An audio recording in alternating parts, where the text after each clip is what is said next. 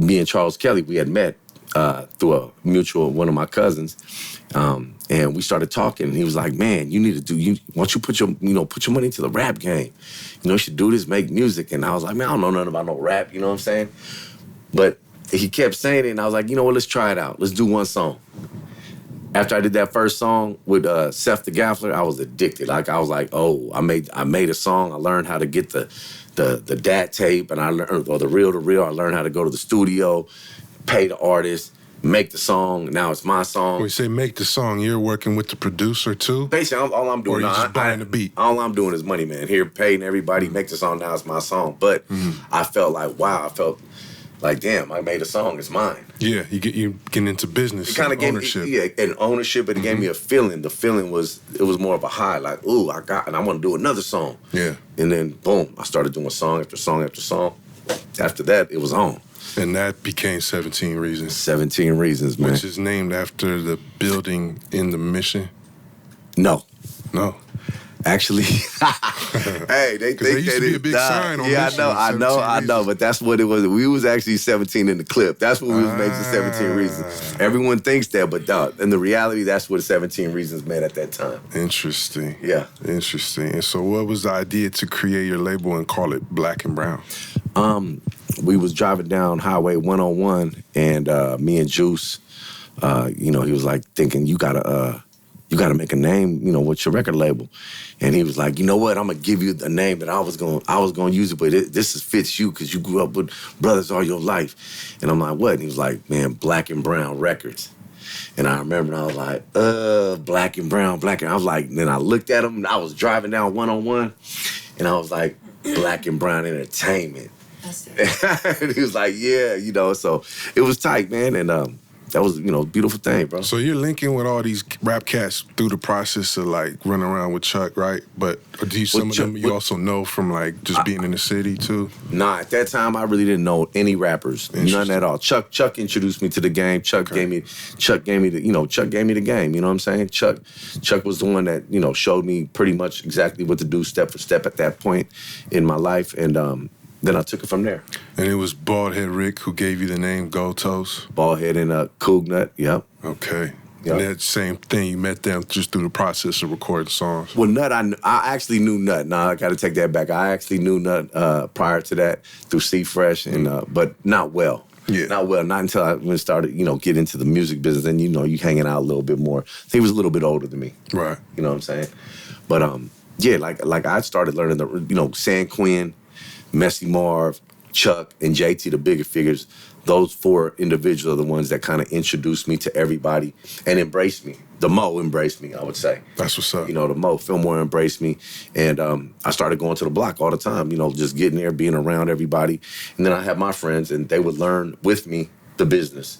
And then we would, discuss different things on how, what the next move should be. Well, San Quinn is like a executive producer of 17 Reasons 17 as well, Reasons, right? Correct, yep. So how did that come about, getting him involved to not just rap on it, but well, because he was on the album, he was on multiple songs, and we used his likeliness for the album.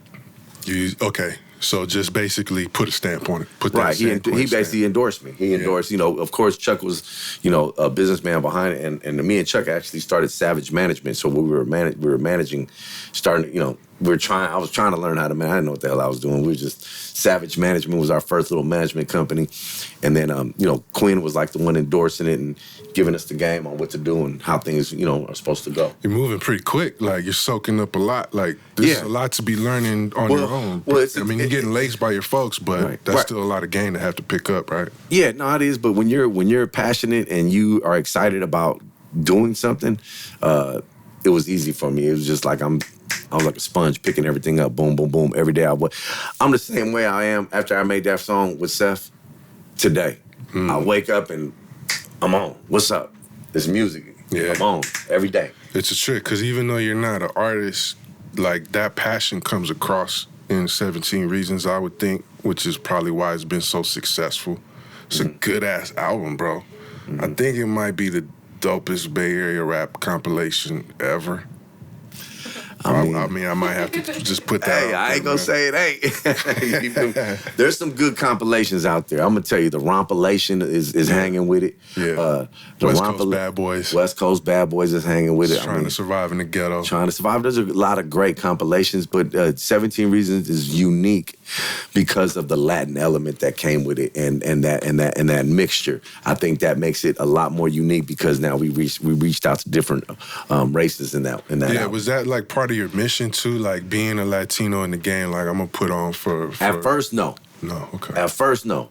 At first, I didn't know any Latin rappers. I didn't even think about that. I was just, at first, I had like 5 songs, all, everybody was black. But then I was like, man, hold on, man, ain't no Mexicans rapping, you know what I'm saying? Like, and then I started finding them, found Mousie, you know what I'm saying? Found Louie Low, then we found Baby Beach, which was now Baby Bash, Down for Brown. And then once I started getting them, I was like, man, I remember in my head, I'm like, bro, I gotta put on for my people. I need to find more Latin rappers too, you feel me? I can't have black and brown and just be black and not no brown. And me be the brown because I'm not a rapper. Yeah, I wanted to ask about that Mousie because that Northside Soldier is like one of the most popular songs. Oh man, he already had that song. Yeah, he had that song written already, probably a year before he even recorded it. It was already done. And when he recorded that song, I'll never forget. We had little tapes. Man, that tape. It was out probably 3 months before 17 Reasons came out. I mean, people were dubbing that tape. It was playing all through the streets, you know what I'm saying, before 17 Reasons. So that song really kind of brought a lot of attention to 17 Reasons. I believe it because that song paints a very realistic picture of what was going on in the mission. That was going on with the times right there. Yeah. You know what I'm saying? It was real. Yeah, it was like damn near sets on damn near every block. Yeah. It's just red rags all around the mission. Yeah. I mean, I couldn't go to the mission sometimes, man. I'd have to just be cool. I'd have to check my outfit and everything. Yeah, it lit up for 415 to 650 for sure. Yeah. You know what I'm saying? And a 510. That we lit, the red rag was lit. You know what I'm saying? Everybody was rocking. You feel me? And everybody was mobbing together at that time. Right. All the neighborhoods, you know what I'm saying? Everybody was communicating. It was a great time, you know what I'm saying? At that time, I mean, if you was a gangster and that was your life, it was a time to remember. For sure. Well, another big part of the album is Mac Dre. Mac Dre, man, that's when the Crest and Fillmoe, basically squashed their beef. I had a hand in that. What happened with that? Basically, 17 Reasons was being made. Dre just got out of jail, and I was able to get a hold of him and get him on the album and bring the Mo up there, bring Quinn, Messy, Seth, you know what I'm saying? And then we made the song for 17 Reasons, and then they made a song for the Rompilation. So I was there at that time, and it was just a beautiful thing to see these two neighborhoods come together and pretty much squash the beef.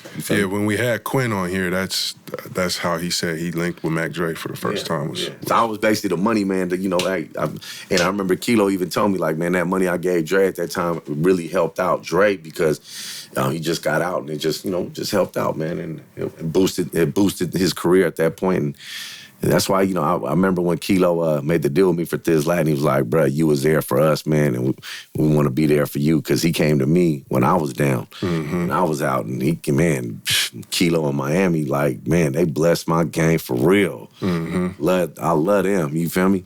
I love my Vallejo Thiz Entertainment brothers, you know what I'm saying? Coolio played a big role. Coolio, man, Coolio, wait, hold on. Coolio, the underdog, wait a minute, hold on, wait a minute. I'm going to tell you like this. Coolio was a major factor in 17 Reasons, major factor in the Bay as far as production for a lot of these artists. But 17 Reasons, he was an architect in. He made about 6 beats in there. You know what I'm saying? Me and Coolio are brothers. That's we both got the same birthday, October 1st, man, 1972. Coolio and Julio, you know what I'm saying? Coolio, he did a lot to do with 17 Reasons and the Rompilation, of course, you know what I'm saying? And shout out Coolio, man. Love you, boy. That's what's up. Another classic song on there. There's a lot of classics. You know what's talking about? I want to go back to Coolio. Me and Coolio to this day, we still everybody pretty much. We all communicate. We all right there. Everybody right there. I mean, there might be a few, we might be arguing a little bit here and there, but they know, boom, Toes, what's happening? I need you. Yeah. Or vice versa. We all right there. And I think that's a very special for my company to have those type of communication relationships with the artists here in the Bay Area. It's a beautiful thing when you stay solid for so long. You have that reputation. For sure. You know what I mean? I wanted to ask you, as I was saying, there's a lot of classics on that. I could probably go through every track on that album damn near, but put the phone on your butt. It's a booty call. Yeah, man. It's another huge Dre song, Dogg, man. boy, The that Scottie man. 15. He blessed me with that. Oh, there go Coolio right there. Yeah, Coolio, I just put you down, man. You see you right there. Hey, so yeah, when Dre Dogg, I remember, I'm not gonna say how much I bought it for, but I remember how much I bought it for, and I remember like listening to it. I was like, damn. This Got is one. fire. Yeah. You feel me? This is fire. Matter of fact, Dre, I've been trying to call you. I've been trying to do the video, man. What's happening? Listen, I want to go back to 17 Reasons and do some of the videos from 17 Reasons now. Hell yeah. Back then, it was doing the videos like $30,000. Like, hot damn. You know what I'm saying? But, man, I'm going back to the catalog and actually looking to do videos and re-sparking some of those songs. Yeah, that'd be a good one, even if you got an animation or something for it. Did we mention Louie Logue? Yeah. No, just briefly, but I was going to ask you about him, too. Yeah, Louie, man. Louie, you know, he was a strong artist, you know, with the Black and Brown song with him and JT the Bigga Figure, too. That was a great song. It was on the radio. I wanted to also mention Messy Marv's very first song was off 17 Reasons that we put out, The Player in You. You know what I'm saying? That was his first hit, basically. You know what I'm saying? That hit that radio was The Player in You, man. So shout out Messy, man. Hope you're doing well. Yeah, it's crazy, man. You had a whole roster, like the dopest cats in the Bay. Yeah, man, that album is, when I look back at it and you know, just and listen to the music, though, man, I remember, though, because the album was hard. So I remember before that album came out, I kind of felt a sense of, like, I don't want to say fear, but it was a sense of, like, man. A little nervous? Yeah, I'll say nervous. Like, this is gonna be some shit when they hit the street. Cause God, they talking some shit. This shit rocking. But I remember I was 3 weeks out and they were like, "Oh, bro, you're on Billboard, bro. You're on Billboard." I didn't know like Billboard. Okay, I really didn't even know. Like at that time, we was doing 17 Reasons, but it was more like a hobby for me. I was still in the streets, you know what I'm saying? So I'm like, okay, whatever. Yeah, whatever. But now I'm like, Billboard shit. I wish I would have known, because I wish I knew more about the business at that time, because I would have made it go platinum or gold, you know what I'm saying? Well, how many units did you end up moving? We're around 400,000 units right now. Good shit, bro. You know, right now about 400,000. Good shit. That's a lot for an independent release, man. I would like to have about 5 million, bro. Of course. But maybe, as time goes on, one thing about music, it sells forever. So you got to keep promoting your projects, Recognize where you got the game. We got our own style, got our own slang. Northern California is a West Coast thing. This is the history of the Bay. Recognize where you got the game. We got our own style, got our own slang. Northern California is a West Coast thing. This is the history of the Bay.